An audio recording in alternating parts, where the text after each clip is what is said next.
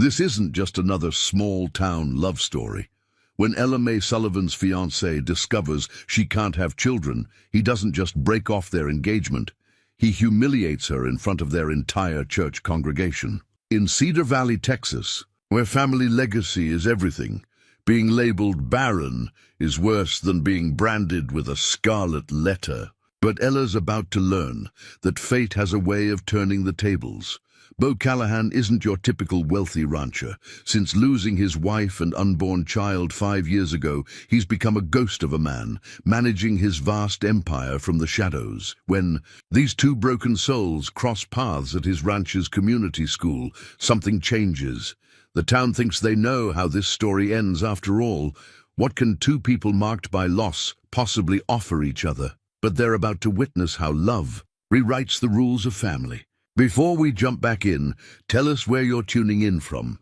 And if this story touches you, make sure you're subscribed, because tomorrow I've saved something extra special for you. The church bulletin lay crumpled on the vestibule floor, its crisp type marred by hasty red ink.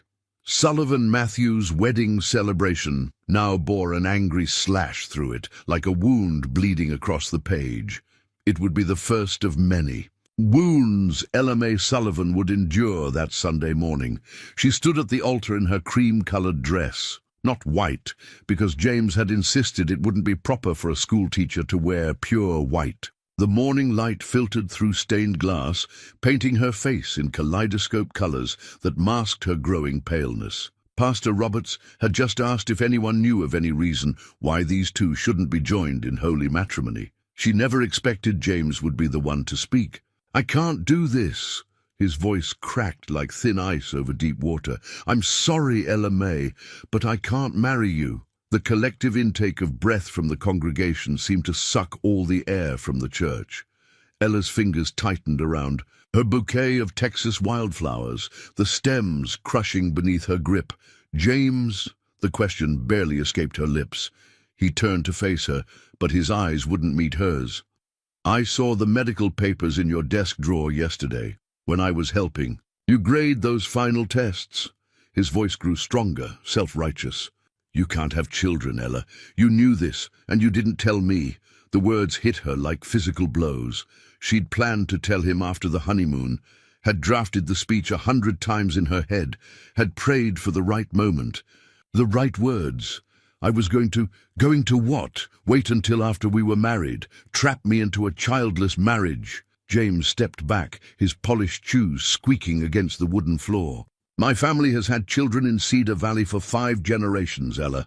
5 generations of Matthews men providing for their wives and children. I can't be the one to end that legacy." Each word hammered another nail into the coffin of her dreams. The church seemed to shrink, the walls closing in as 200 pairs of eyes bored into her. She saw Mrs. Matthews, James's mother, nodding in grim approval, saw her own mother's hand fly to her mouth in horror, saw her third-grade student Jenny Watson's confused face in the second pew. "James, please," she whispered. "We could adopt.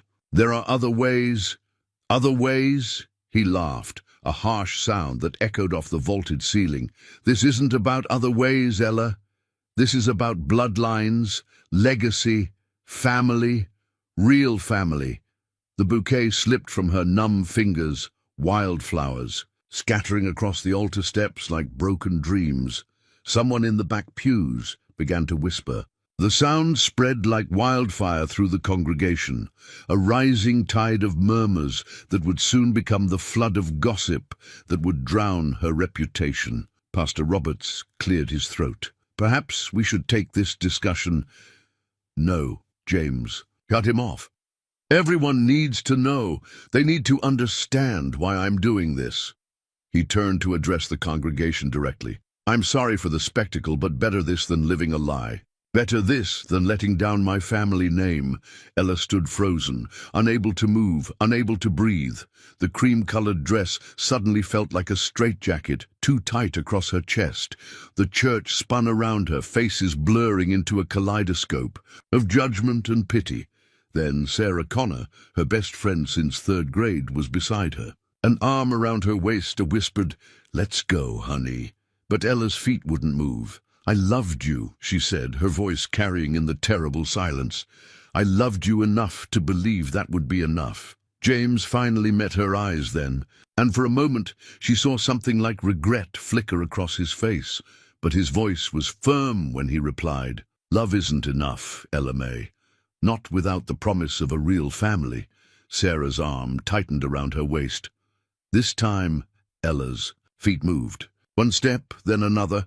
Down the altar steps she dreamed of descending as a bride, past the scattered wildflowers that seemed to mark her path of shame, past the whispers and stares and the weight of generations of Cedar Valley tradition bearing.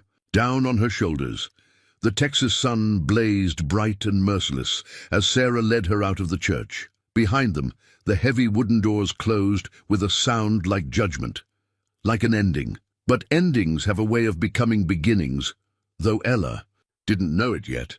Somewhere across town, a man named Bo Callahan was sitting in his empty ranch house, reading the same church bulletin, unaware that fate was about to give them both a second chance at what they'd lost. The sympathy cards arrived like fallen leaves after a storm, piling up on Ella's front porch.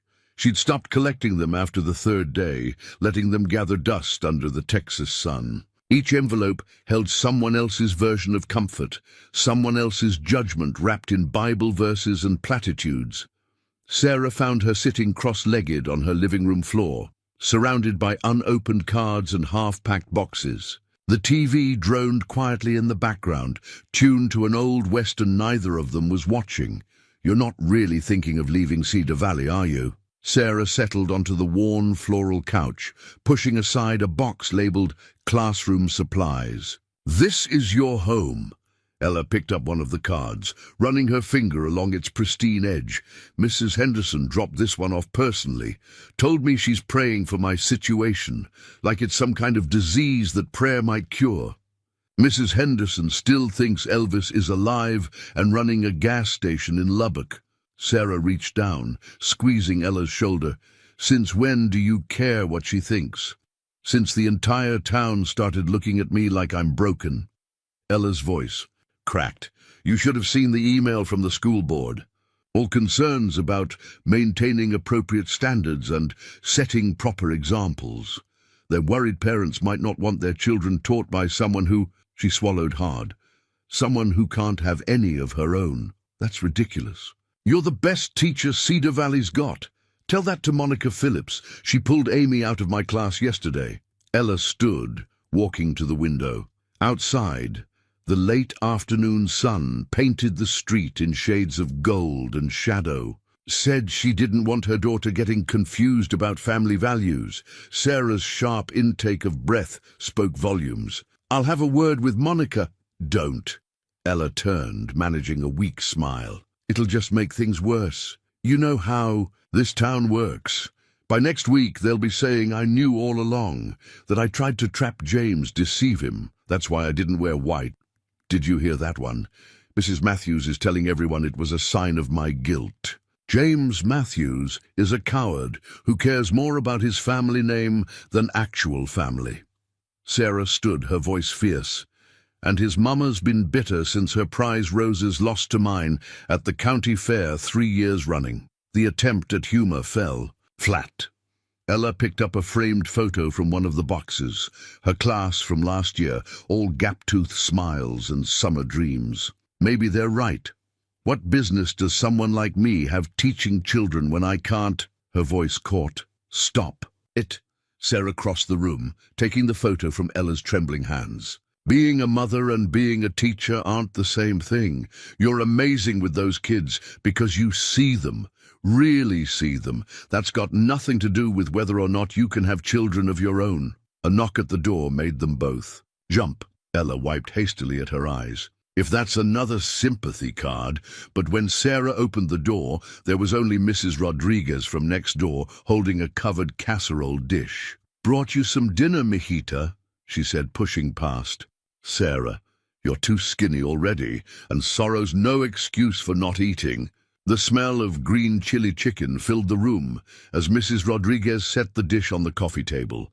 She looked at the scattered cards and boxes, clicking her tongue. What's all this? You're not going anywhere. I'm just considering my options, Ella said carefully. Options?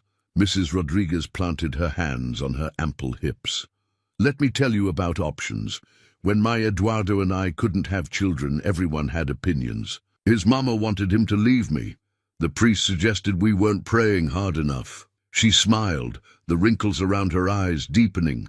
Know what we did? We loved each other anyway, built a life anyway, and now we have more grandchildren than we can count, all adopted, all ours. Ella blinked. I didn't know. Course you didn't. It was before your time.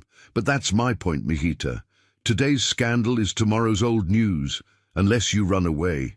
Then it becomes legend.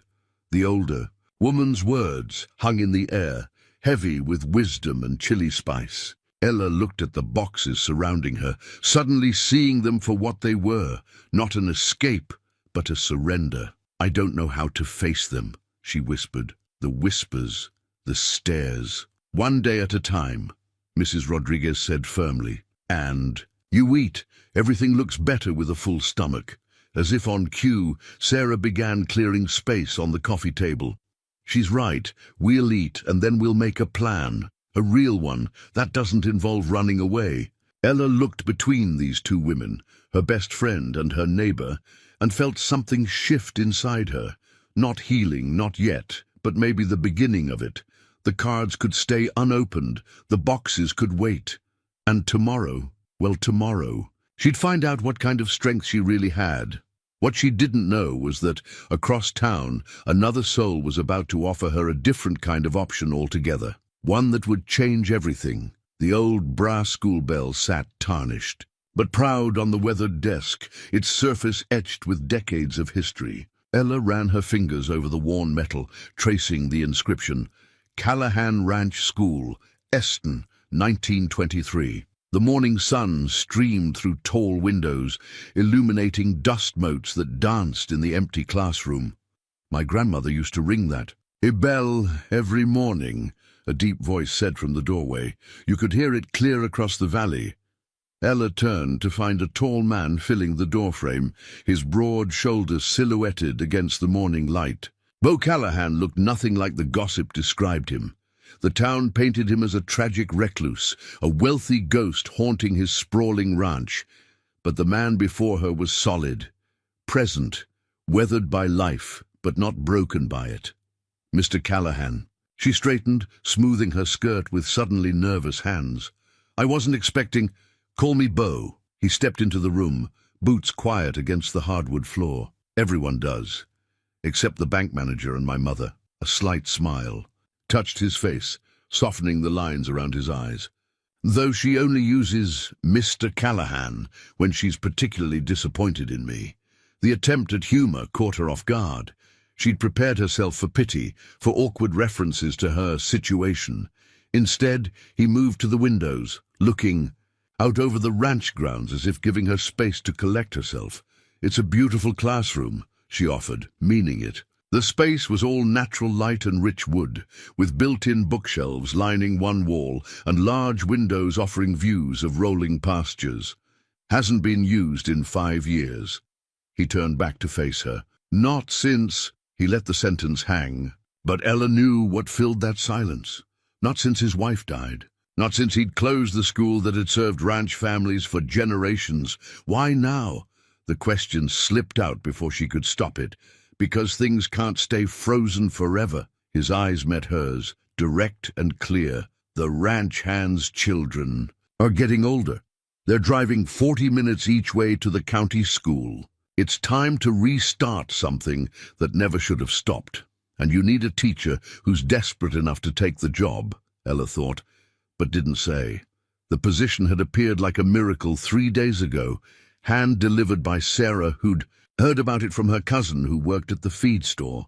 A full-time teaching position, housing included, far from the whispers of Cedar Valley proper. I know what they're saying about me in town, she said quietly, and I know what they say about me. He shrugged, a gesture too casual to be entirely genuine. That I'm a hermit, a ghost. That I let grief turn me into someone my wife wouldn't recognize. He picked up the bell, its weight familiar in his hands. Maybe they're right. But I also know that sometimes the people this town gives up on are the ones who have the most to give. The words hung between them, heavy with meaning. Outside, a horse nickered, and somewhere in the distance, a cow lowed. The ranch was alive, with morning sounds so different from the sterile silence of her empty classroom in town. There are 12 children, he continued, setting the bell down carefully, ages 6 to 12. Most have grown up on horses before they could walk. They'll need someone who can handle independence, who understands that learning doesn't just happen between four walls. And you think I'm that someone. I think you're someone who knows what it's like to have the ground disappear beneath your feet. Someone who understands that sometimes the path forward isn't the one you planned. He moved toward the door, pausing in the frame. The job's yours if you want it. Housing's in the old foreman's cottage. It's small, but it's got a good view of the sunrise. Maria, our cook, keeps the main house running, and she's already excited about having another woman on the ranch. He smiled slightly. Fair warning. She'll try to feed you 3 times a day. Ella looked around the classroom again, seeing not what it was, but what it could be. Fresh paint, new books, children's artwork on the walls. A place where worth wasn't measured in bloodlines or tradition. When would you need me to start? Monday. He hesitated. Unless that's too soon. Too soon would be never going back to Cedar Valley. Too soon would be hiding in her house with those unopened sympathy cards. She squared her shoulders. Monday? Works perfectly. He nodded, approval flickering in his eyes. Welcome to Callahan Ranch, Miss Sullivan. He turned to leave, then added almost casually, You know, that bell hasn't rung in 5 years. Might be nice to hear it echo across the valley again. After he left, Ella stood in the quiet classroom, her hand resting on the old brass bell. Outside, the ranch stretched toward the horizon, full of possibility. And for the first time since that Sunday in church, she felt something that felt suspiciously like hope. The newspaper clipping was yellowed with age, carefully preserved behind glass in the Cedar Valley Gazette's front office. Local tragedy strikes Callahan Ranch, the headline read, dated 5 years ago. Sarah found Ella staring at it during their Saturday morning coffee run. You don't need to torture yourself with that, Sarah said softly. But Ella couldn't look away from the grainy photo of a younger, smiling Beau Callahan with his arm around a beautiful dark-haired woman. Rebecca Callahan, 32, an unborn child. Lost in tragic accident, Ella read quietly. Beloved teacher at Callahan Ranch School, wife of prominent rancher Beau Callahan, remembered for her dedication to education and community service. Come on. Sarah tugged at her arm. Let's get our coffee, and did you know she was pregnant when it happened? Ella's finger traced the glass. Did you know she was also a teacher? Honey, this isn't helping anything. But it was. Somehow, it was. Because now she understood the weight in Beau's eyes when he looked at the empty classroom. Understood why he'd chosen her of all people to bring life back to that space. Well, if it isn't our wayward schoolteacher, a familiar voice drawled. James's mother, Margaret Matthews, stood in the doorway of the Gazette office, her church. Clothes pristine despite the dusty morning. Though I suppose you're not really ours anymore, are you? Ella straightened her spine. Good morning, Mrs. Matthews. Is it? Margaret's smile was sharp as a rose thorn. I heard the most interesting news at Bridge Club yesterday. Seems you found yourself a position out at Callahan Ranch. She adjusted her pearl necklace. Rather quick work, wouldn't you say? The position was available. I was qualified. Ella felt Sarah tense beside her. Oh, I'm sure you were. Margaret's voice dripped honey-coated venom. Though some might wonder about the propriety of it all. A single woman living out there, all alone with that poor widower. She shook her head. But then, propriety was never your strong suit, was it? That's enough. Sarah stepped forward, but Ella caught her arm. You're right, Mrs. Matthews, Ella said calmly. Propriety isn't my strong suit. My strong suit is teaching children, which is exactly what I'll be doing at Callahan Ranch.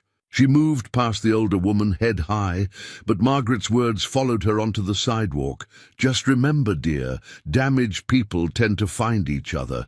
Doesn't mean they can fix each other. The Texas sun beat down as they walked to Sarah's. Truck, the morning already thick with heat and unspoken words. Finally, Sarah broke the silence. You know she's just bitter because her son left me at the altar. Because I'm not crawling away in shame. Ella's laugh held no humor. Or because I'm going to work for the one family in Cedar Valley that's even older and wealthier than the Matthews? All of the above. Sarah started the engine, but mostly because you're standing tall while doing it. They drove in silence for a while, past the familiar storefronts and church steeples of their hometown. Every corner held a memory. The ice cream parlor where they'd celebrated after high school graduation, the park where James had proposed, the school where Ella had taught until a week ago. Maybe Mrs. Matthews is right, Ella said finally. Maybe. I'm running away to a job that needs doing, to a place where you can use your gifts, Sarah snorted. Honey, that's not running away, that's running toward something. But what if, Ella hesitated, what if I'm just replacing her, Rebecca? What if that's all this is? Sarah pulled the truck over, turning to face her friend. Listen, to me, that man didn't hire you because you remind him of his wife. He hired you because you remind him of what that school used to be, what it could be again. How can you be so sure? Because I saw his face when you rang that old school bell. Yesterday morning, my cousin Tommy works the south pasture. Said it was the first time in 5 years anyone's heard that sound across the valley. Said Bo Callahan stood on his front porch and actually smiled. Ella remembered that moment. The weight of the bell. In her hand, the clear tone ringing out across the ranchlands. She hadn't known Bo was listening. It won't be easy, Sarah continued. This town has a long memory and a sharp tongue, but you've got something they don't expect. What's that? A chance to write your own story, one that doesn't end with you. Being the woman James Matthews left at the altar. Sarah squeezed her hand. Though fair warning, if you start falling for that brooding rancher, I'm going to say, I told you so at your wedding. Sarah! Just saying. Her friend grinned. Sometimes the best way to prove them wrong is to find happiness where they least expect it. As they drove on, Ella thought about the newspaper clipping, about Rebecca's smiling face and all the dreams that had died with her. But she also thought about that school bell's ring echoing across the valley, about new beginnings and second chances. Sometimes she was learning the things that broke you could also set you free. The crayon drawing appeared on Ella's desk just before lunch. A stick figure in a blue dress, standing in front of a yellow schoolhouse, complete with a crooked bell tower. Miss Ella was written in careful first-grade letters beneath it, signed by 6-year-old Lucy Rodriguez, the ranch foreman's daughter. It's you, Lucy announced proudly from the doorway, her dark braids swinging. Papa says you made the bells sing again. Ella touched the drawing gently, remembering that morning's nerves as she'd faced her new class for the first time. 12 faces, some curious, some wary, all belonging to children who'd grown up with the rhythm of ranch life in their bones. The bell's been quiet a long time, an older boy, Tommy Henderson, aged 12, had said during morning introductions. Mama says it used to ring every day when Miss Rebecca was here. A heavy silence had followed his words. The children shifted in their seats, exchanging glances that held too much understanding for their years. They all knew about Miss Rebecca, about the accident, about why the school had stood empty for so long. But before the silence could stretch too thin, Maria had appeared in the doorway like a guardian angel, her round face beaming. Who's ready? For morning snack? I made my special cinnamon rolls. Now as lunch approached, those same cinnamon rolls were just a memory of sticky fingers and grateful smiles. The morning had flown by in a blur of placement tests and getting-to-know-you activities. The children, Ella discovered, were bright and eager, if a bit behind in formal academics. But they possessed a practical intelligence that came from growing. Up on the land, they could calculate feed ratios in their heads and understood the complex ecosystem of the ranch better than any textbook could teach. Miss Ella, Lucy tugged at her skirt. Can we have class outside sometimes? Miss Rebecca used to let us learn under the big oak tree. Before Ella could answer, a deep voice came from the doorway. That oak tree's seen 5 generations of Callahan Ranch students. Bo stood there, his presence filling the room like it had that first day. My grandmother used to say the best learning happens where you can feel the wind on your face. Lucy beamed at him. Mr. Bo, did you come to see our new classroom? Miss Ella let us put up our art on the walls, see? She pointed to the growing collection of drawings pinned to the bulletin board. I see that. His eyes met Ella's over Lucy's. The place hasn't felt this alive in a long time. Heat crept up Ella's neck. The children make it easy. They're natural learners, ranch kids, he said with quiet pride. They understand that everything's connected, the land, the animals, the people. He paused. Speaking of connections, Maria wanted me to remind you about lunch. She's made enough. Food to feed half the county, and she'll take it personally if you don't join us. Oh, I wouldn't want to impose. It's not an imposition. His voice was firm. It's tradition. All the ranch hands eat together at the main house. Always have. Another pause. Rebecca started it, actually. Said a shared meal was as important as any lesson in building community. The mention of his wife's name hung in the air, but without the weight of tragedy it usually carried. Instead, it felt like a bridge between past and present, an acknowledgement rather than a barrier. Lucy tugged at Ella's skirt again. Maria made her special enchiladas. They're the best thing ever after cinnamon rolls. Ella looked at her tiny student's eager face, then at Bo's quietly expectant one. In town, she'd taken to eating lunch alone in her classroom, avoiding the staff room whispers. But this wasn't town, and these weren't the same judging eyes. Well, she smiled, I guess we shouldn't keep Maria waiting. As they walked to the main house, Lucy skipping ahead, Bo fell into step beside her. The children seem happy, he said. It's been too quiet around here for too long. They're remarkable kids. Ella clutched Lucy's drawing to her chest. They make me feel like... She hesitated. Like what? Like maybe broken things can be made whole again, just in a different way. He was quiet for a moment, then said softly, maybe that's the best kind of healing, not going back to what was, but forward to what could be. Their eyes met briefly, an understanding passing between them that needed no words. Ahead, Lucy's voice rang out with childish excitement. Hurry up! Maria says the tortillas are best when they're hot. And so they hurried. 2 people learning that sometimes the best new beginnings come disguised as endings, and that healing often happens one small moment at a time, like a child's drawing a ringing bell or the simple act of sharing a meal. Together. The recipe card was worn at the edges, stained with butter marks and time. Maria's handwriting flowed across it in faded blue ink. Abuela's jalapeno cornbread, for family only. Ella stared at it across her kitchen counter, touched by the simple gesture of inclusion it represented. The secret, Maria had whispered earlier that evening, pressing the card into Ella's hands, is to heat the cast-iron skillet until it's screaming hot before you pour in the batter. Makes the edges crispy, just like my grandmother taught me. Now, 2 weeks into her life at Callahan Ranch, Ella was beginning to understand that family here meant something different than it did in town. It wasn't about bloodlines or tradition. It was about shared meals and small kindnesses, about belonging simply because you chose to belong. The evening air drifted through her cottage windows, carrying the scent of sage and cattle and late summer. From her small porch, she could see the lights of the main house glowing warm against the darkening sky. Bo's office light was still on, a solitary beacon in the upper window.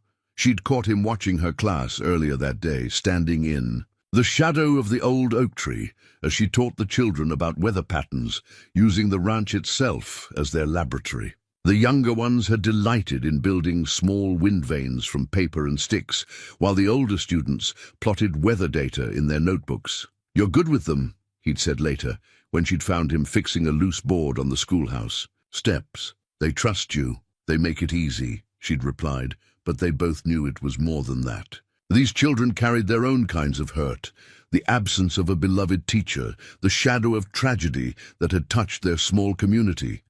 They recognized in Ella someone who understood loss, who knew how to keep going anyway.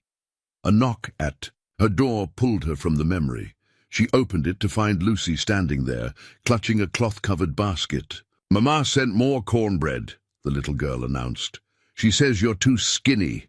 Behind her, Miguel Rodriguez, the ranch foreman, smiled apologetically. "Maria's on a mission to fatten up the whole ranch."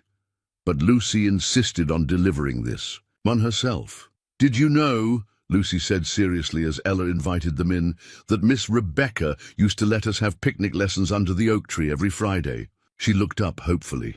"Even when it was cold, we'd bring blankets and hot chocolate." Miguel started to shush her, but Ella knelt down to Lucy's level. "That sounds like a wonderful tradition. Maybe we could start it up again." Lucy's face lit up. "Really? And can we invite Mr. Bow? He never comes outside much anymore, but Mama says he needs more sun on his face." "Lucy," Miguel warned gently, but there was something like approval in his eyes when he looked at Ella. "We'll see," Ella said diplomatically, though her heart twisted. At the child's innocent observation, she'd noticed how Beau seemed to orbit the edges of ranch life, present but never quite participating. Like her, he was learning how to exist in a world that had shifted beneath his feet. After they left, Ella found herself back on her porch, watching the night deepen over the ranch lands. A horse nickered in the distance, and somewhere an owl called out its lonely song. The recipe card sat in her hand, its edges soft with use. On impulse, she went to her kitchen and began gathering ingredients. The cast-iron skillet, a housewarming gift from Maria, sat ready on her stove. As she mixed cornmeal and buttermilk, she thought about Rebecca's picnic lessons, about Lucy's hopeful face, about Beau's solitary light in the window above. Sometimes, healing happened in giant leaps, moments of courage or dramatic change. But more often she was learning it came in small steps, in recipe cards passed down through generations, in children's traditions honored and renewed, in the simple act of baking cornbread in a kitchen that was slowly beginning to feel like home. Tomorrow, she decided she'd pack up whatever turned out of this first attempt at Maria's recipe.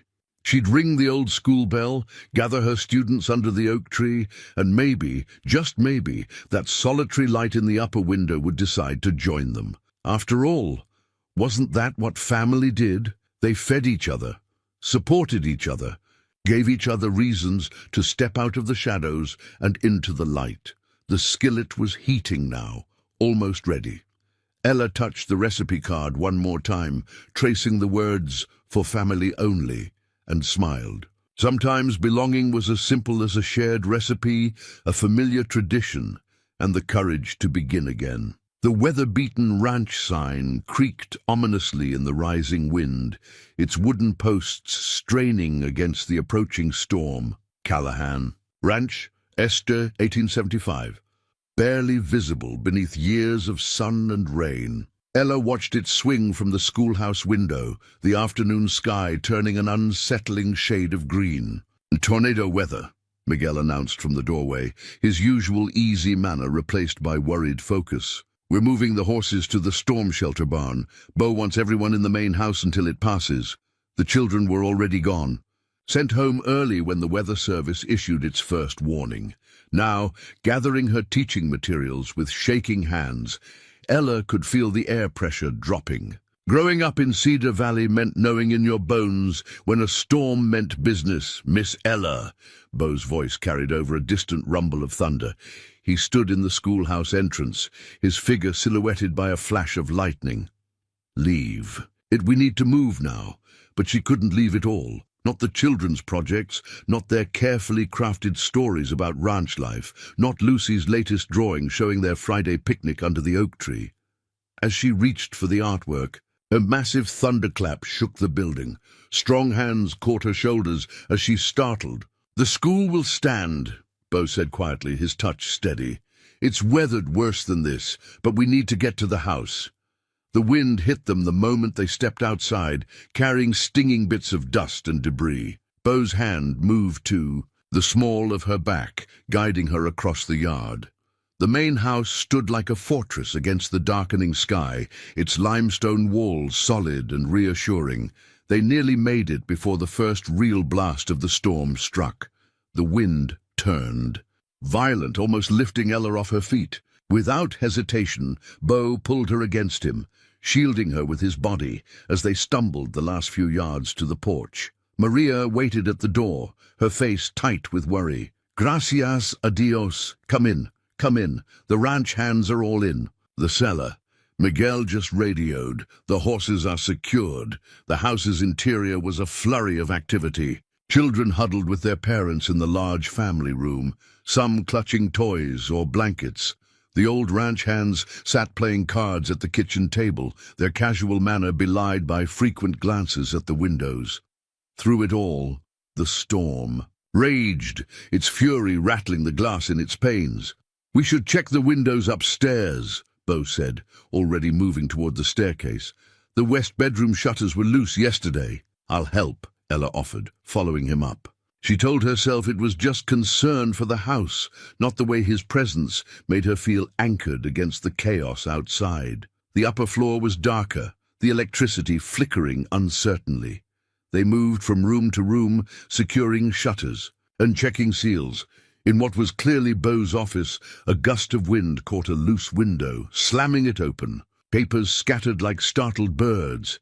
They lunged for the window together, shoulders brushing as they fought against the wind. For a moment, they were pressed close, hands overlapping on the window frame. Ella could feel the warmth of him even, through the storm's chill, could smell the leather and sage scent that seemed to follow him everywhere. "I got it," he said roughly, but neither of them moved immediately. In the strange stormlight, his face was all shadows and angles, his eyes intense as they met hers. A crash of thunder broke the moment. They secured the window in silence, then began gathering the scattered papers. Ella caught glimpses of ranch accounts, veterinary records, and her heart stuttered. A photograph of a dark-haired woman sitting under the old oak tree, surrounded by laughing children. Beau took the photo gently from her hands. "Rebecca loved storms," he said quietly. "Used to sit on the porch and watch them roll in across the valley, said they reminded her that nature doesn't care about our plans or expectations. It just is what it is." "She sounds wise," Ella ventured. She was. He set the photo carefully on his desk, but she also believed in rebuilding after the storm passed, in finding beauty in what remained. His eyes found hers again, in starting over. The lights chose that moment to fail completely, plunging them into storm shadow. Somewhere downstairs a child squealed, and Maria's voice rose in comfortable reassurance. The house creaked around them, solid and secure, despite the tempest. "We should get back," Ella whispered, though neither of them moved. "We should," Beau agreed, but his hand found hers in the darkness, warm and calloused and real. They stood there for a moment, two people who'd weathered their own storms, finding unexpected shelter in each other's presence. When they finally descended to join the others, something had shifted between them, subtle as a change in air pressure. Before rain, the storm raged on outside, but within the walls of the old ranch house, something new was taking root, fragile as hope, strong as a storm-tested foundation, and growing stronger with each passing moment. The leather-bound photo album lay between them on the porch swing, its pages worn soft with handling. The storm had passed, leaving behind that peculiar clarity that follows nature's fury. Air scrubbed clean, stars piercing bright, and truth rising easier to the surface. "I found it while checking for storm damage in the attic," Beau explained, his voice low in the evening quiet. "Haven't looked at it since." He trailed off, fingers hovering over the cover. Ella sat beside him, close enough to feel the warmth of him, far enough to give him space with his memories. The porch lights cast soft shadows, and somewhere in the distance, nightbirds called to each other across the freshly washed darkness. He opened the album. The first photo showed a younger Rebecca, dark hair streaming in the wind, sitting astride a paint horse. Her smile was infectious, her joy palpable even through the years. "That's the day I met her," Bo said. "She'd come to interview for the teaching position, showed up on her own horse, said any ranch schoolteacher ought to know how to ride." A smile touched his lips. Should have known right then she'd change everything. Ella watched his face as he turned the pages. Photos of Rebecca with her students, at ranch gatherings on their wedding day. "She was beautiful," Ella said softly. "She was alive." Bo's voice caught. Everything about her was so damn alive. Even at the end, when the doctors told us the pregnancy was risky, he swallowed hard. "She said some things were worth any risk." The weight of unsaid things hung between them. Finally, Ella gathered her courage. "My condition, it's called premature ovarian failure. The doctors discovered it during routine tests. Before the wedding, I'd always dreamed of having children, but—" She wrapped her arms around herself. "James didn't even let me explain about other options. Adoption, surrogacy, he just walked away." Bo finished, his voice hard, "because he cared more about bloodlines than love. His family's been in Cedar Valley for generations. The Matthews, name, the Matthews legacy." She tried to keep the bitterness from her voice. "I thought love would be enough. Stupid, really. No." Bo's hand found hers in the darkness, warm and sure. "Not stupid, brave. Believing in love is always brave." She looked down at their joined hands, then back at the album. A new photo caught her eye. Rebecca surrounded by children, but not in the schoolhouse. "Is that the Cedar Valley Children's Home?" She volunteered there every weekend. His thumb brushed across her knuckles. "She couldn't carry a baby to term. We'd lost 2 before." He took a shaky breath. "But she said family wasn't about what your body could or couldn't do. It was about who you chose to love." The revelation settled over Ella like a warm blanket. "You never told anyone in town. Wasn't their business. But when I heard what happened at your wedding—" He turned to face her fully. "I knew you'd understand these kids like she did, not as replacements for what you couldn't have, but as gifts in their own right." Tears pricked at Ella's eyes. "The town thinks you hired me out of pity. The town thinks a lot of things, most of them wrong." His free hand came up to brush a tear from her cheek. "I hired you because when you rang that school bell that first day, I saw the same light in your eyes that I used to see in hers. The same understanding that teaching isn't just about lessons in books. It's about showing children they matter exactly as they are." A sob caught in Ella's throat. "I'm not trying to replace her. I need you to know that. You couldn't if you tried." His voice was gentle. "Just like I'm not trying to be your second chance at a happily ever after. We're both too marked by life for fairy tales." "Then what is this?" She gestured between them, at their still joined hands, at the album that held one life's memories while another was tentatively beginning. "This is 2 people who've learned the hard way that love isn't about perfect conditions or meeting town expectations." His fingers tightened on hers. "It's about finding someone who understands your scars, because they have their own." The night wrapped around them, full of cricket song and starlight. The album lay open between them. Rebecca's captured. Smile blessing this moment of understanding between 2 wounded souls, learning to trust again. "I'm scared," Ella whispered. "Me too." He brought their joined hands to his lips, pressing a kiss to her knuckles. "But maybe that's okay. Maybe being scared just means we still know how much there is to lose and how much there is to gain." They sat there until the moon rose high, the photo album witnessing this careful fusion of past and present, of endings and beginnings, of 2 hearts learning that sometimes the deepest wounds can become doorways to the most unexpected healing. The letter arrived on a Tuesday morning, slipped under the schoolhouse door sometime before dawn. No signature, no return address, just crisp white paper filled with small-town poison, penned in precise handwriting. "Some women just don't know." Their place. The ranch may be beyond town limits, but God's judgment knows no boundaries. Leave Bo Callahan to his grief and stop trying to replace what can't be replaced. Ella's hands shook as she read it, the paper crinkling under her tightening grip. Through the schoolhouse windows, she could see Lucy and the other children playing in the early morning light, their laughter a stark contrast to the bitterness in her hands. "Miss Ella?" Maria's voice came from the doorway. "I brought fresh—" She stopped, seeing Ella's face. "What's wrong, mijita?"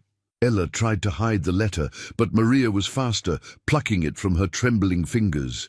As she read, her round face darkened like storm clouds gathering.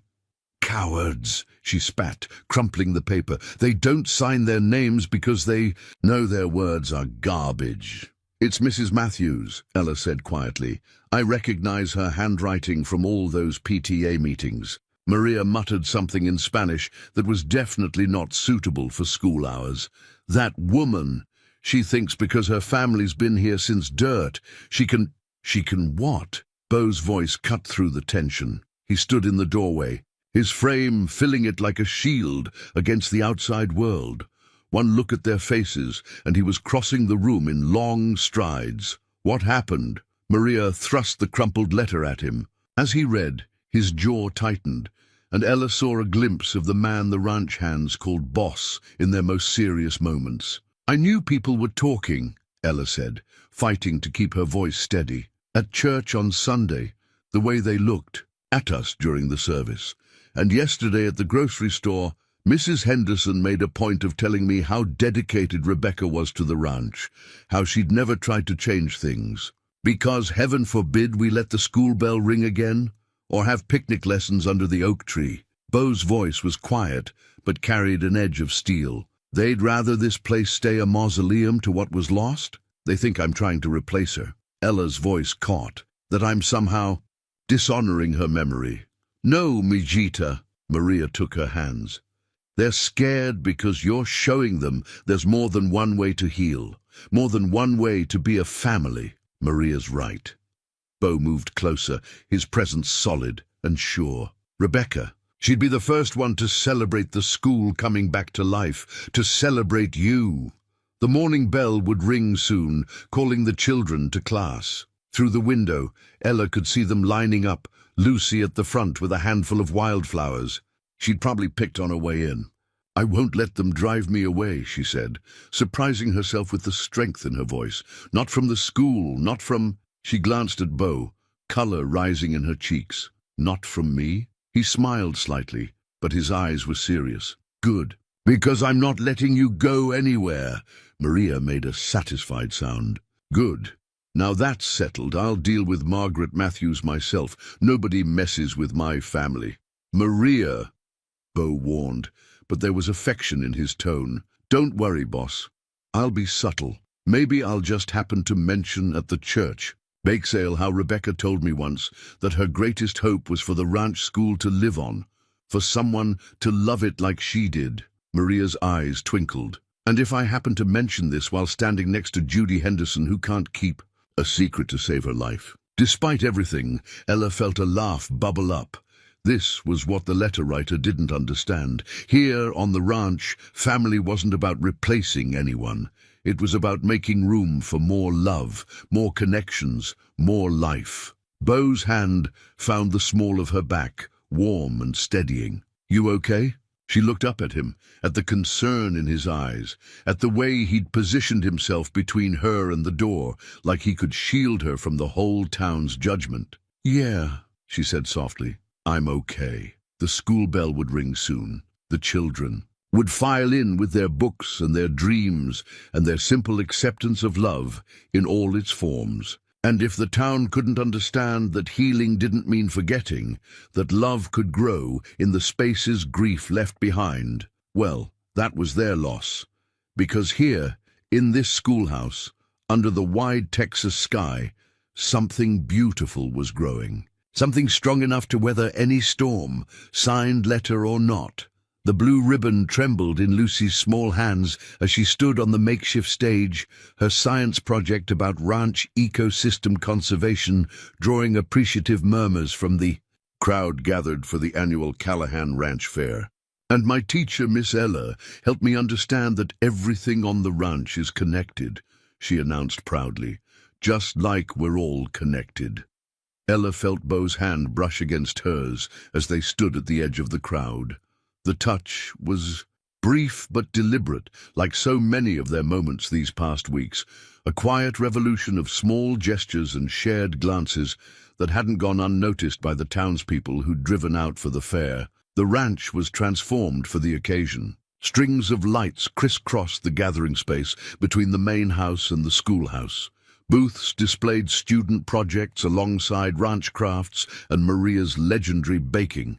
The air smelled of barbecue and possibility, of autumn leaves. And change. She's got Rebecca's gift for public speaking, a voice cut through Ella's contentment. James Matthews stood a few feet away, his mother hovering at his shoulder like a well-dressed shadow. Though I suppose you've heard all about Rebecca's gifts by now.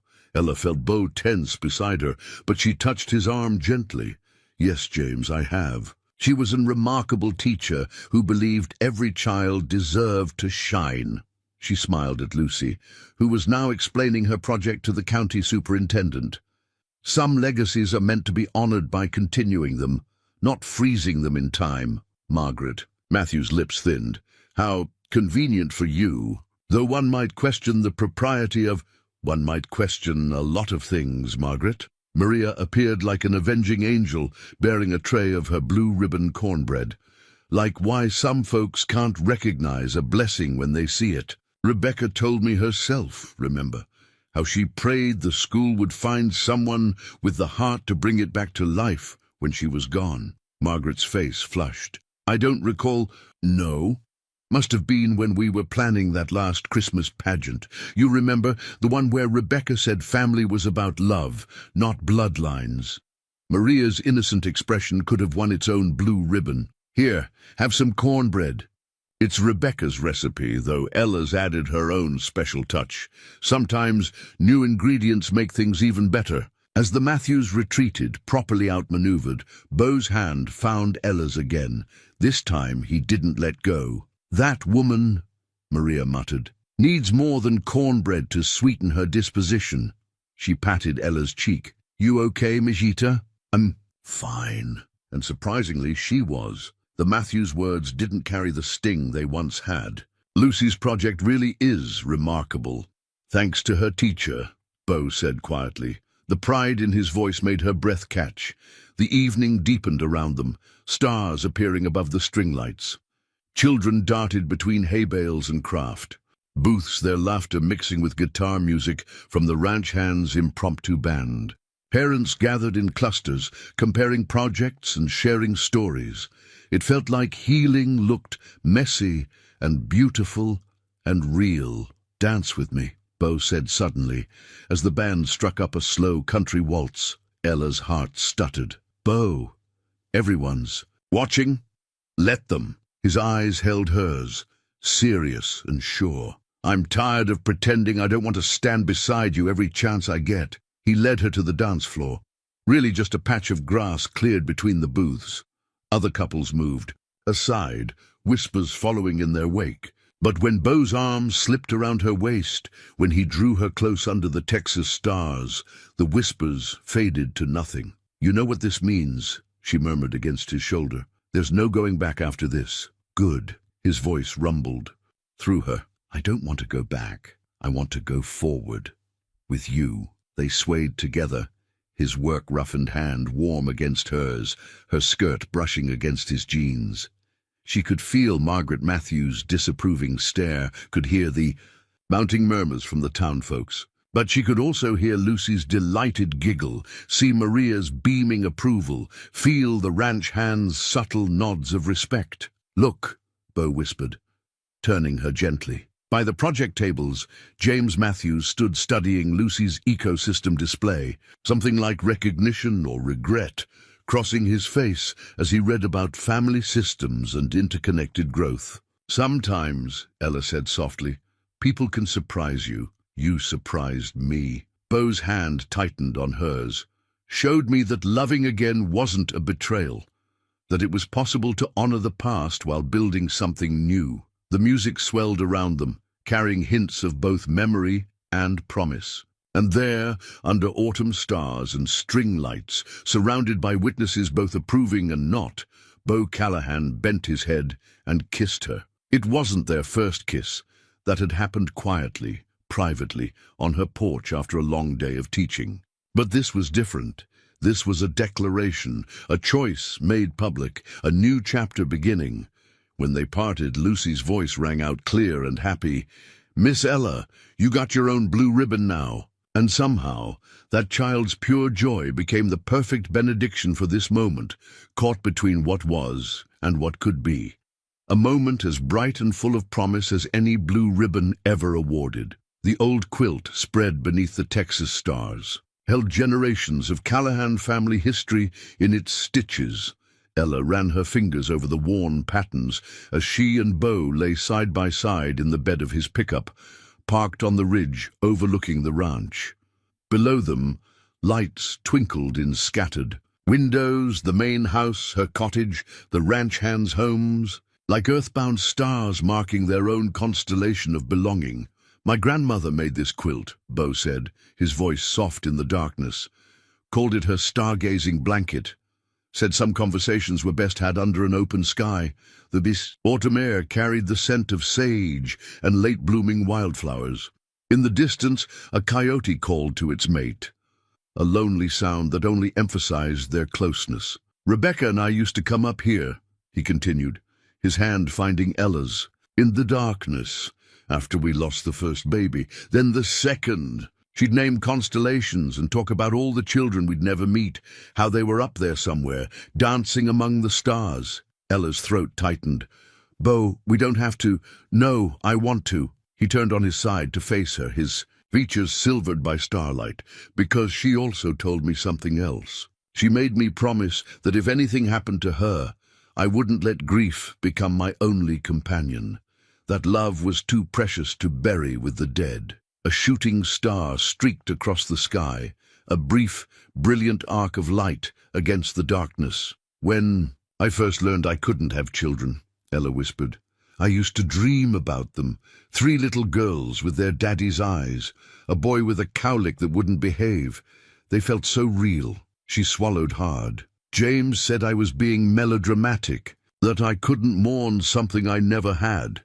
He was wrong." Bo's voice carried the weight of experience. "You can mourn the future you thought you'd have. The children you'll never hold. Doesn't make the grief any less real." She turned to face him, their faces close on the old quilt. "How do you do it? Love again, knowing everything can change in a moment? Same way you do. One day at a time." His free hand came up to trace her cheek. "When you rang that school bell that first morning, it was like hearing music after years of silence. Wasn't just the sound. It was what it meant. Life, hope, possibility. I was terrified," she admitted. "Thought the whole town would see me as trying to take her place." "You didn't take her place. You created your own." His thumb brushed her lower lip. "Just like you're not taking her place in my heart. You're showing me my heart's bigger than I thought, that it's possible to honor one love while falling into another." The word falling hung between them, weighted with meaning. Above, the stars wheeled in their ancient paths, witnesses to this moment of truth between two people learning to trust again. "I'm falling too," Ella whispered, "and it scares me how much I want this, want you, want—" She hesitated. "A family." His voice was gentle. Yes, the admission felt like setting down a heavy burden, not to replace what either of us lost, but something new, something ours. "Lucy asked me yesterday if she could put both our pictures on her family tree project." His smile was visible even in the darkness. Said she figured since we loved each other, we were kind of like her school parents anyway. Tears pricked at Ella's eyes. "That girl has the wisdom of angels." Bo's hand curved around her neck, drawing her closer. "And she's right. Family isn't just about blood or birth. It's about choice. about loving what's right in front of you with your whole heart. When he kissed her this time, it was different from their dance floor declaration. That had been a public statement of intent. This was private, profound, a promise made under stars that had witnessed both their losses and their healing. "I love you," he murmured against her lips. "Not despite our scars, but including them, all of you, everything that makes you who you are. I love you too." The words came easily, naturally, like they'd been waiting to be said all along. Scars and all. They lay there until the moon rose high, wrapped in his grandmother's quilt and each other's arms, talking about everything and nothing. About Lucy's project and Maria's matchmaking, and the way the town was slowly, grudgingly beginning to accept them. About dreams of children, adopted, fostered, borrowed, loved, and the family they could build together. And above them, the stars, that had witnessed so much loss, now sparkled with new possibility, as if Rebecca herself was smiling down on this patchwork love story pieced together from grief and hope and second chances. The Callahan family Bible was a massive leather-bound volume that sat on a carved oak stand in Beau's parents' living room. Its pages held 5 generations of births, marriages and deaths, each entry penned in different hands across the decades. Eleanor Callahan, Beau's mother, ran her fingers over the empty spaces beneath her son's name, as Ella sat nervously on the antique sofa. "You know," Eleanor said carefully, "Rebecca used to stare at these blank pages like they were accusing her of something." She looked up, her eyes, so like Beau's, sharp with understanding. "I told her then what I'm going to tell you now. Legacy isn't just about filling spaces in a book."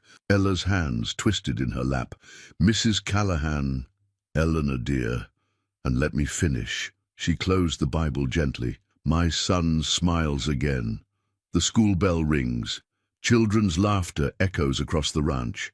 That's a legacy too. Frank Callahan, silent until now in his leather armchair, cleared his throat.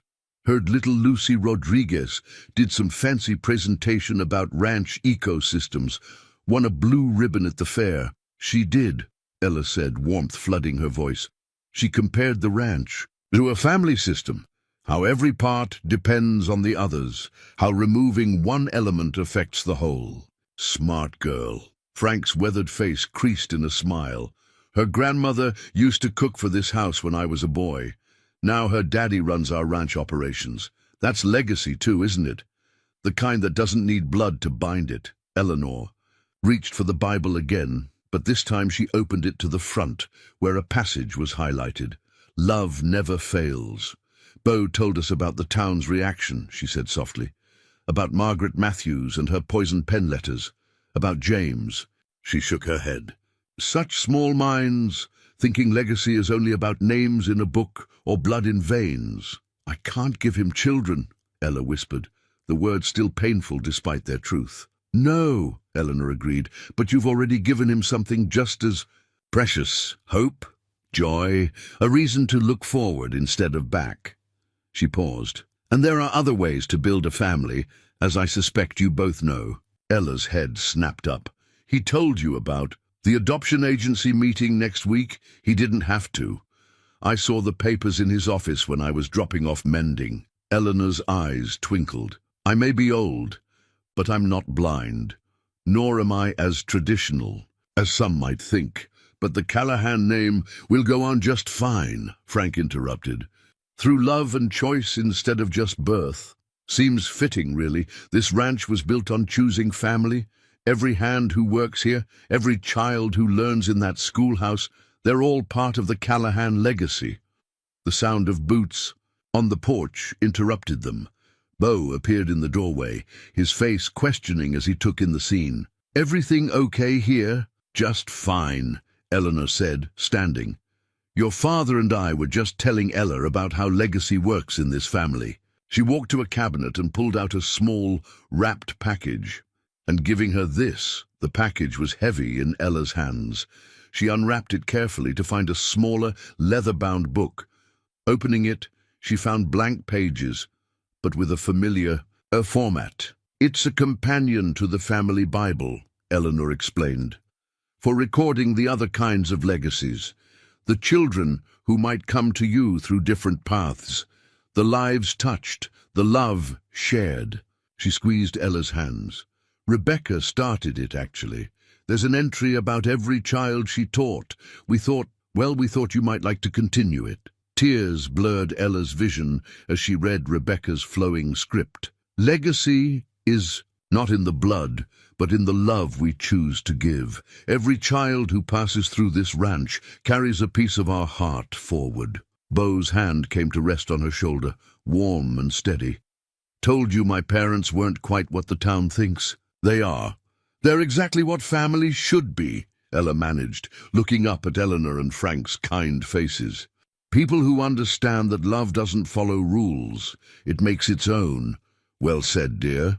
Eleanor's eyes were suspiciously bright. Now, who's hungry? I made Rebecca's apple pie recipe, though I suspect you've already had Maria's version.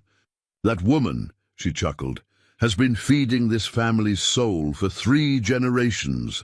As they moved toward the kitchen, Ella clutched the new legacy book to her chest. Behind her, the family Bible sat open, its blank spaces no longer looking like accusations, but like possibilities. Clean pages waiting for new stories of love and belonging to be written.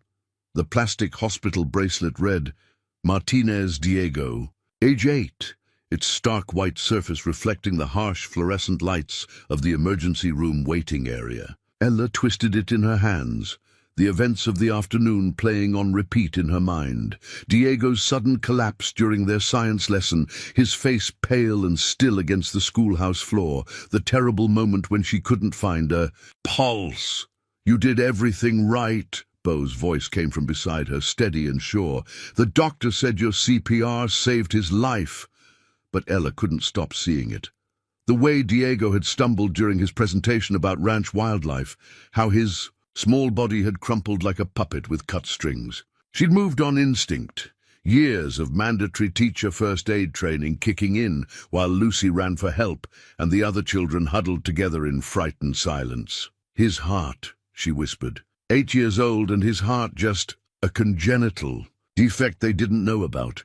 Beau's arm tightened around her shoulders. But they know now. They can treat it. Because you noticed something was wrong even before he collapsed. Because you didn't wait to call 911 when he said he felt dizzy. Down the hall, Rosa Martinez paced outside her son's room, her ranch hand husband Tony holding her as she prayed. In rapid Spanish, Maria sat nearby, a steady presence offering coffee and comfort. The ranch community had mobilized instantly, other hands covering Tony's duties, parents picking up the rest of the students, someone thinking to grab Diego's favorite Cowboys cap from his desk. Miss Ella? Lucy's small voice drew their attention. She stood in the waiting room doorway, clutching a handmade card. The other kids and me, we made this for Diego. Her bottom lip trembled. Is he gonna be okay? Ella opened her arms, and Lucy came running, burrowing into her embrace. The doctors are taking very good care of him, sweetheart.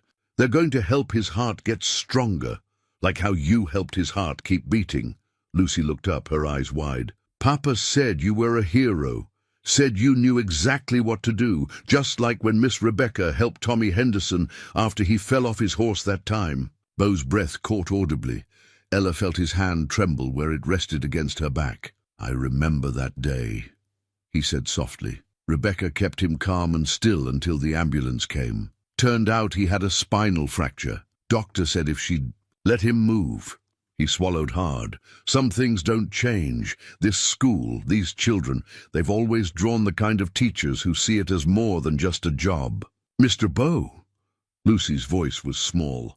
Is it okay that sometimes Miss Ella reminds me of Miss Rebecca? Not the same, but like how Mama says stars are all different, but they all help light up the dark. Ella felt tears spring to her eyes, but Beau's voice was steady when he answered. That's exactly right, Lucy. And yes, it's absolutely okay. A commotion down the hall interrupted them. Diego's doctor emerged from his room, smiling. He's awake and asking for his teacher, Rosa. rushed to Ella, pulling her into a fierce embrace.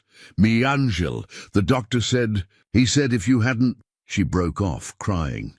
"Go on," Bo whispered, gently disentangling Lucy.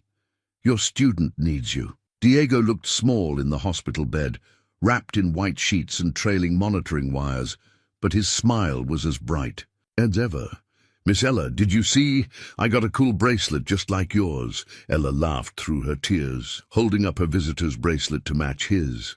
"Look at that! We're bracelet buddies.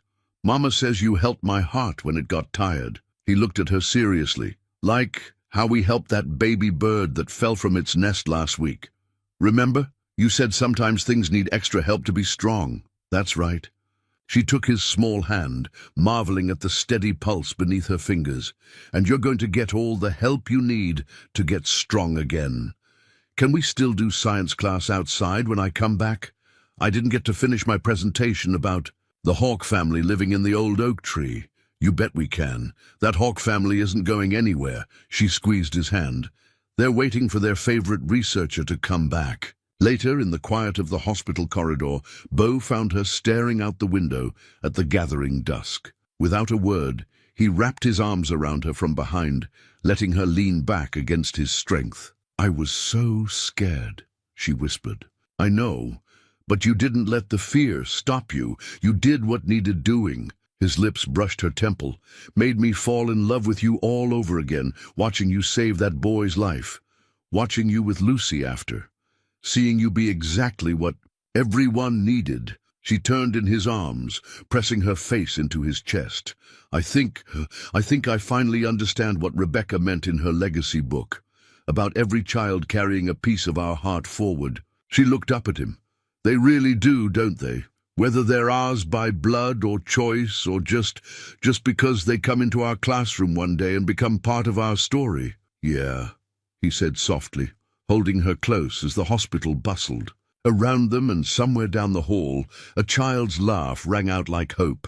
"Yeah, they really do." The adoption agency pamphlets spread across Ella's kitchen table like a roadmap to possibility. Building families through love. The journey to adoption, fostering hope. Their glossy surfaces caught the late afternoon light streaming through her cottage windows. Bo sat beside her, his reading glasses perched on his nose as he studied a form titled Home Study Preparation. "They want to know everything," he mused, flipping through pages. "Financial records, character references, why we want to adopt." He looked up at her. "You ready for this, for all of it?" Ella touched a photo in one of the brochures, a mixed group of children playing under a tree, their faces bright with laughter. It could have been her own students, could have been the scene under the old oak tree any day of the week. "I've been thinking about something Diego said in the hospital," she said slowly, "about helping things be strong. About how sometimes the strongest families are the ones we build on purpose, with love and intention. Like the ranch," Bo nodded. "Nobody here is connected just by blood, but it's family all the same." She reached for his hand. "When I was with James, having children was about continuing a bloodline, about living up to expectations. But with you," she squeezed his fingers, "with you, it's about love, about choice, about building something meaningful together." He brought their joined hands to his lips. "You know it won't be easy. The home study, the waiting, the scrutiny, especially in a small town like Cedar Valley. Let them scrutinize." Her voice was firm. "Let them see exactly what family can look like when it's built on love instead of obligation." She pulled out another pamphlet. "Look at this program. Sibling groups who need to stay together. Children who might get separated otherwise." Bo's eyes softened as he read. "Like Lucy and her cousins. 3 generations of Rodriguez children growing up together on the ranch because their grandparents believed family belongs together." "Exactly." Ella stood, moving to her window. The schoolhouse was visible from here, and beyond it the old oak tree, where so many of their important moments had happened. "I used to think my inability to have children was an ending, but what if it was just a different beginning? A way to create family that's bigger than biology?" She felt Beau's arms slide around her waist, his chin resting on her shoulder. You know what Rebecca wrote in that legacy book? Sometimes the families we choose are the ones we were meant to have all along. She was wise, your Rebecca. She was. His voice held no sadness now, only gentle remembrance. And she'd love this. Love seeing the school full of children again. Love knowing that her death didn't end the story. It just made room for new chapters to be written. Ella turned in his arms. Are you sure you're ready? To be a father, to... He silenced her with a kiss, soft and sure. I'm ready to build a family with you. Ready to open our hearts and home to children who need both. Ready to show Cedar Valley that love doesn't follow their narrow rules. A knock at the door interrupted them. Maria stood there, holding her infamous cast-iron skillet. I brought dinner, but... She looked at the pamphlets scattered across the table, her eyes filling with tears. Ay, mis amores, finally... Maria, Ella started. But the older woman was already putting down her skillet and gathering them both in a fierce embrace. I knew, she said firmly. I knew from the first day when you rang that school bell. Knew you would bring life back to this place, bring family back to this ranch. She pulled back, wiping her eyes. Now sit, eat. You'll need strength for all this paperwork, and nobody makes important decisions on an empty stomach. As they settled around Ella's small table, pushing aside pamphlets to make room for Maria's enchiladas, Ella felt a profound sense of rightness. This was family, Maria's loving interference, Beau's steady presence, the promise of children who would come to them not through birth, but through choice and love. First thing tomorrow, Beau said, passing her a plate.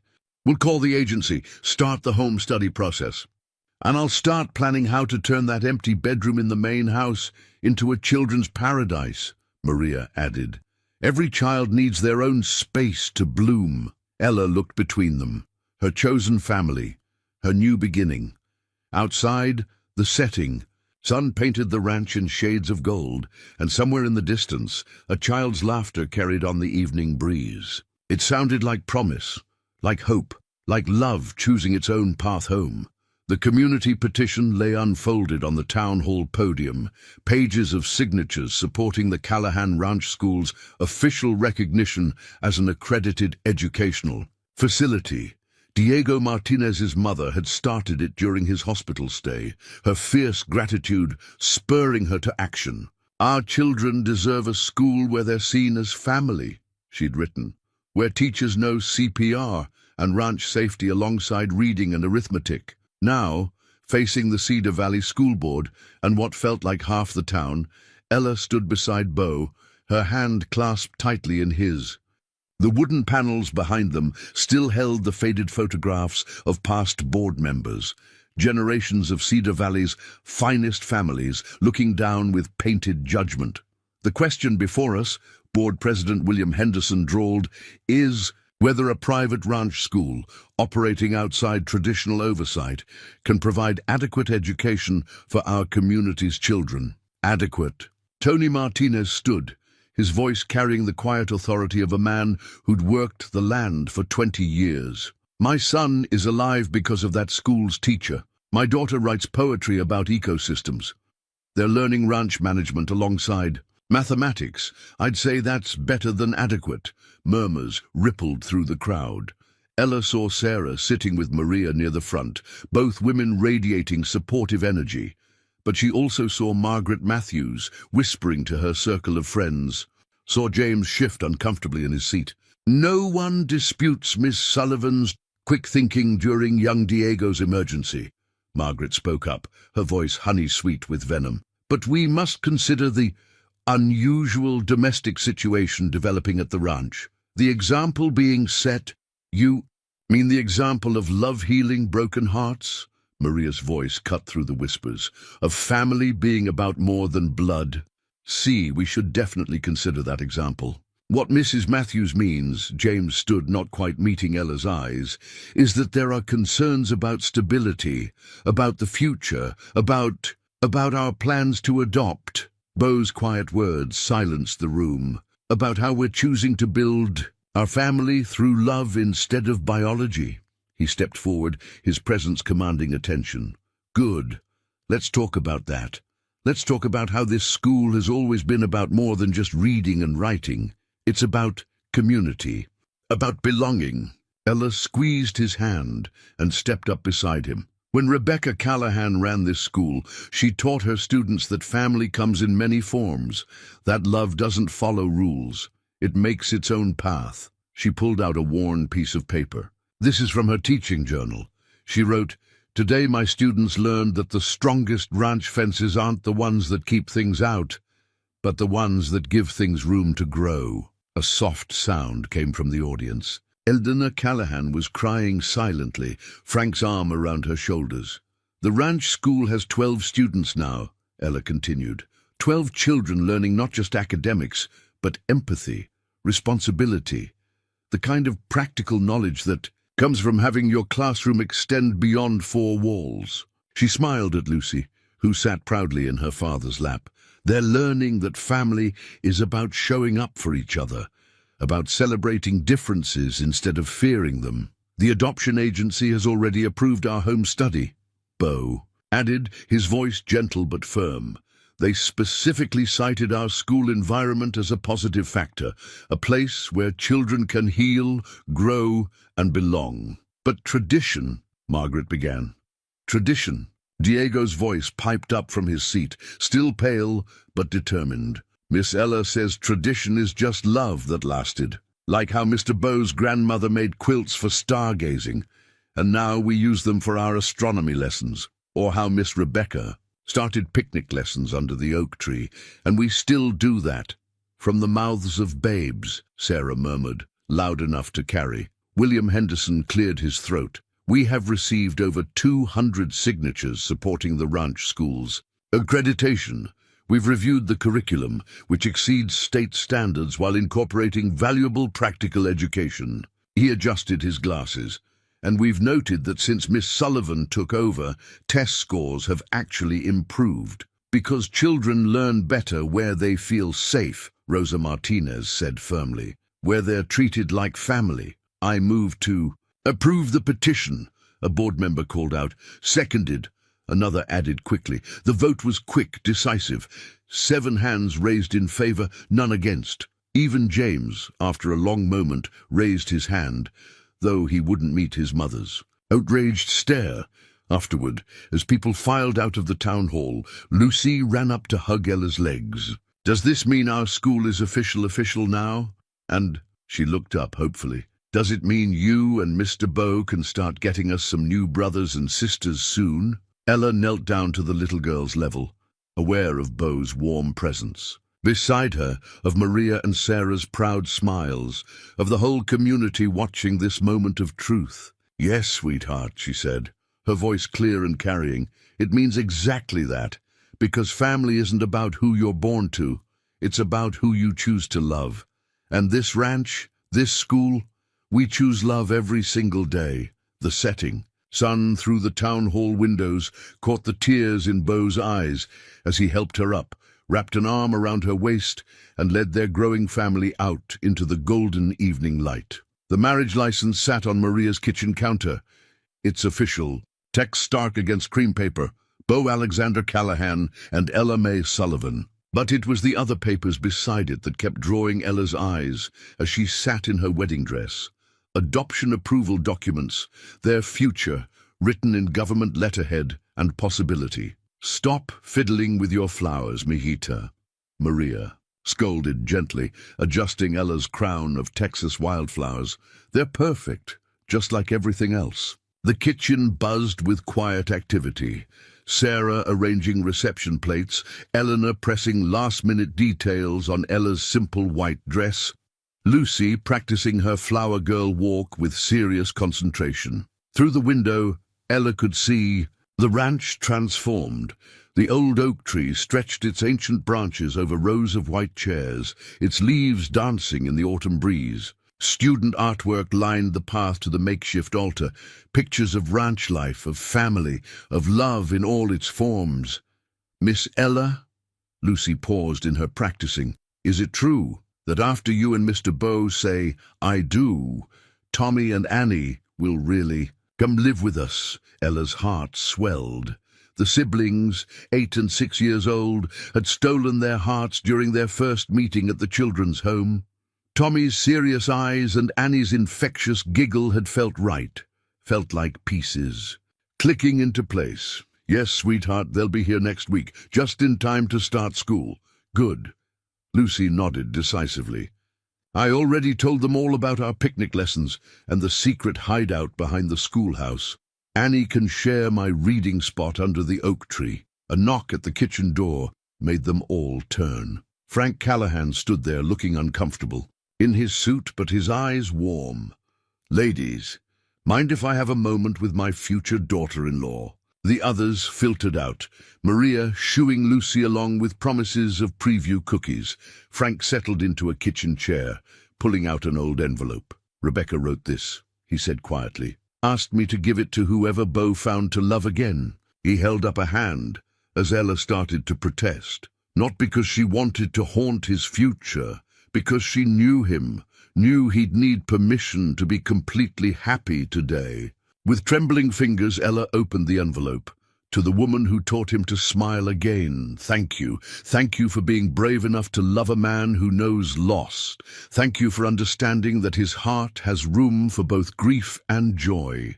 Thank you for making the school bell ring again. I don't know you, but I know this ranch. Know how it heals broken things, how it makes family from love instead of obligation. Take care of our children, the ones in the schoolhouse, the ones who'll come to you through choice instead of chance, all of them. Love them fiercely, and on your wedding day, know that you're not replacing anyone. You're writing your own chapter in a story that's big enough for all of us. With love and blessing, Rebecca. Ella looked up through tears to find Bo in the doorway, his own eyes wet. Your mama said I'd find you here, he said roughly. I know. It's bad luck, but she was in his arms before he could finish, the letter pressed between them. She knew, Ella whispered against his chest. Somehow she knew we'd need this today. Yeah. He pulled back enough to see her face. You okay? With all of it? The wedding, the kids coming so soon after? I'm perfect. She smiled up at him. This is exactly right. All of it. A commotion outside drew their attention. Through the window, they could see their guests arriving. Ranch hands in pressed shirts, students with their families, even some town folks. James stood awkwardly, at the edge of the gathering, having come without his mother. Sarah was directing traffic with cheerful authority, while Maria distributed hugs and appetizers with equal enthusiasm. Last chance to run away, Bo teased softly. Never. She touched his face. We've got 2 children coming home to us next week. We've got a school full of kids who need us. We've got each other. I'm exactly where I want to be. The wedding itself passed in a blur of joy and tears. Lucy scattered flower petals with scientific precision. Diego, fully recovered, carried the rings with proud responsibility. Eleanor read Rebecca's favorite poem about love being stronger than fear. Maria and Sarah stood as witnesses, their faces shining with happy tears, and when the pastor finally pronounced them husband and wife, the school bell rang out across the ranch, Lucy's special contribution to the moment. Its clear tone carried across the valley, speaking of endings and beginnings, of love that makes its own rules, of family built choice by choice, heart by heart. Later, during their first dance, Bo held her close under the oak tree's spreading branches. Happy? He whispered. Ella looked around at their gathered family. Blood and chosen, young and old, all connected by love that transcended traditional boundaries. She thought of Tommy and Annie, coming home to them in just a few days. Thought of Rebecca's, blessing of Lucy's welcome conspiracies, of all the children who would find belonging in their classroom. Beyond happy, she answered, I'm home. The class photo captured everything that made the Callahan Ranch School special.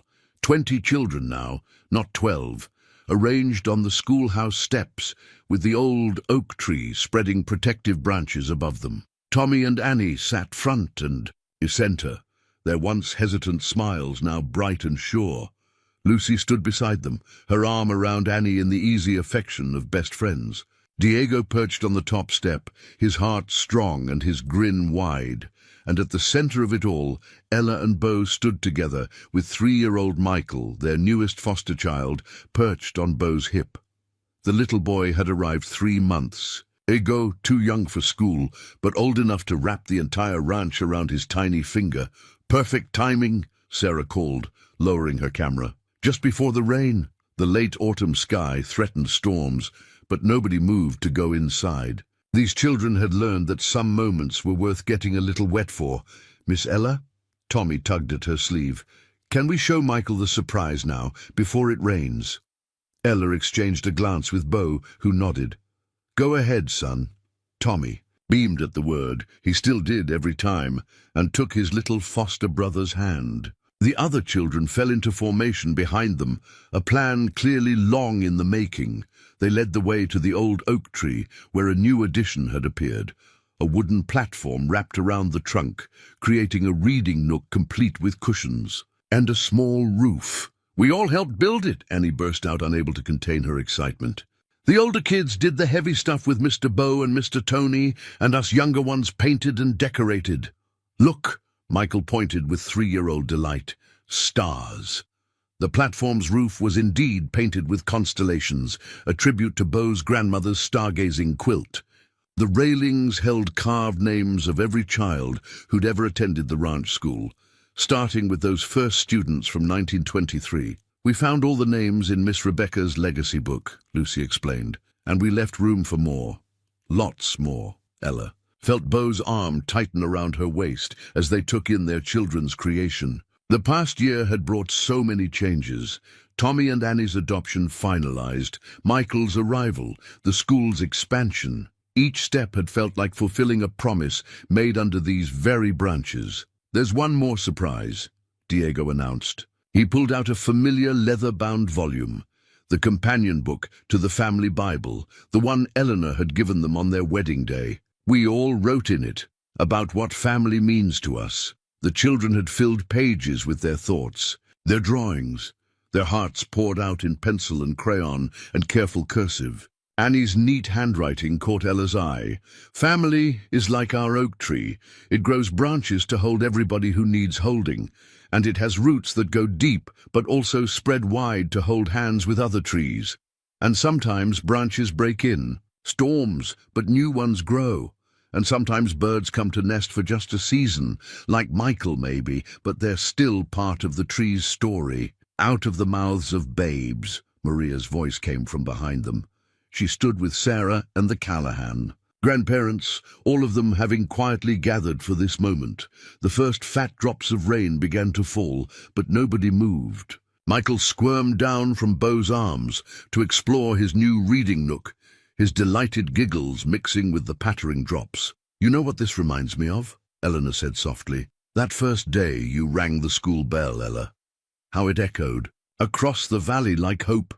Ring it now, Lucy pleaded, like we do every morning. Ella reached for the bell that hung by the schoolhouse door, the same bell that had called her home a year ago. Its clear tone rang out across the ranch, and carrying through the gentle rain. That sound, Bo murmured against her hair, will never get old. They stood together, watching their children splash in the rain, watching Michael explore his new perch under Tommy's protective eye, watching Annie and Lucy twirl with their faces turned to the sky. The oak tree sheltered them all. Its branches, wider than ever, its roots deep and sure. In town, they said the Callahan Ranch had changed, that it wasn't traditional anymore, wasn't proper. But looking at their gathered family, blood and chosen young and old, temporary and permanent, Ella knew they'd simply expanded the definition of tradition, made it big enough to hold all the love they had to give. Ready for more? Bo asked quietly, and she knew he wasn't just talking about the rain. Their social worker had called yesterday about twin 5-year-olds needing an emergency placement. The ranch house had room, the school had space, their hearts had endless capacity. Always, she answered, thinking of Rebecca's words from so long ago. Legacy isn't just about filling spaces in a book. It's about filling spaces in hearts. The rain fell soft and steady, blessing the oak tree, the children, the family they'd built choice by choice, and love by love. The school bell's echo lingered in the air like a promise kept, like a story continuing, like love writing its own rules about what makes a family whole.